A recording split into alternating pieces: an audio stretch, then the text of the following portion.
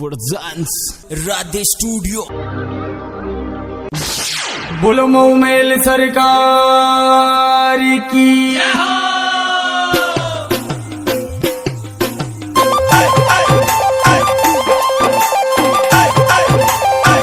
Singer the king of DJ Lokesh लल्लाबाई music by Radhe studio.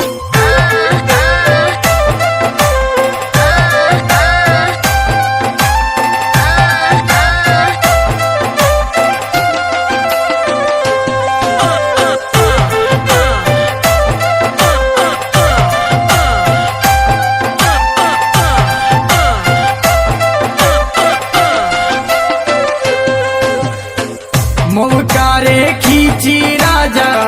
लाडा बन्या रे वाका दादाजी नोटिए वार्या रे मारा खींची राजा हे दादाजी नोटिए वारे जी हे दादाजी नोटिए वारे जी मोकारे खींची राजा लाडा बन्या रे वाका दादाजी नोटिए वार्या जी मारा खींची राजा दादाजी नोटिए वार्या जी दादाजी नोटिए वार्या जी Bam, bam, bam, bam, bam, bam. मौज कर दी रे राधे स्टूडियो वाले।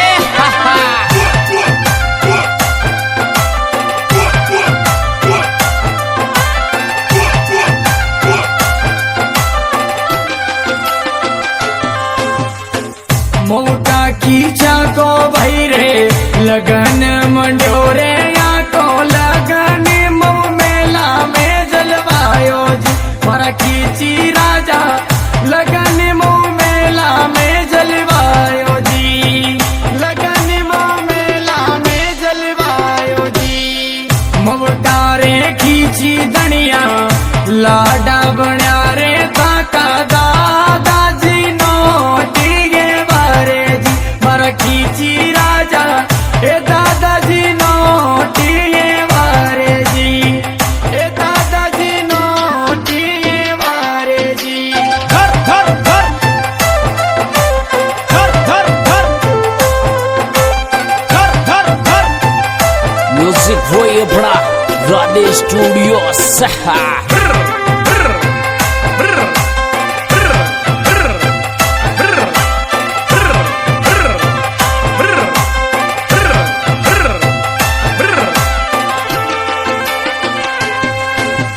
अरे का क्या रे बाब्या ताके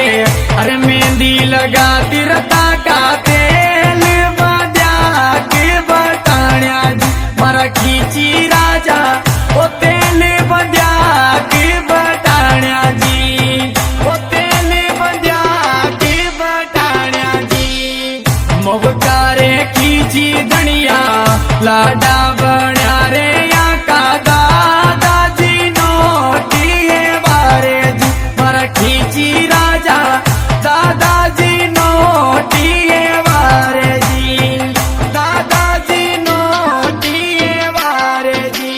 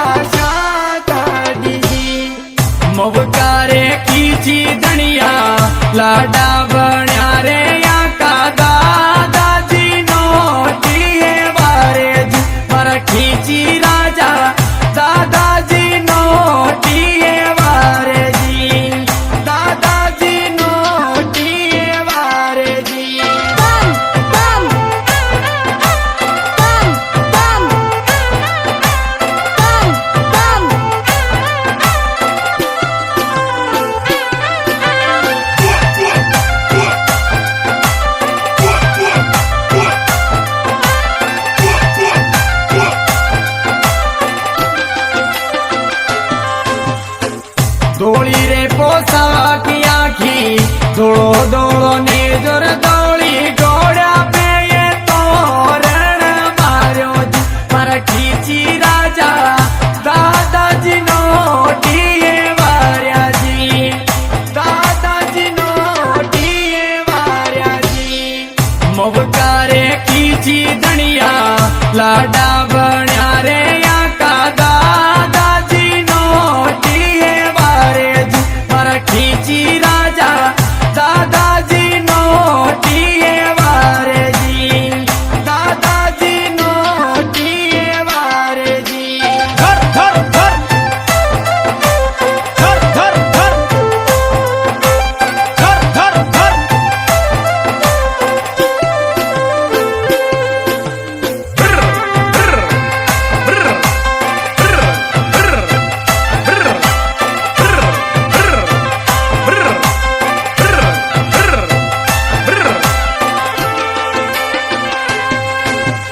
अरे लोकेश ललावत ठाको भजन रे गातो राधे स्टूडियो में जा रे सुना तो जी मारा खींची राजा स्टूडियो में गा रे सुना तो जी स्टूडियो में गा रे सुना तो जी मोबकारे खींची धनिया लाडा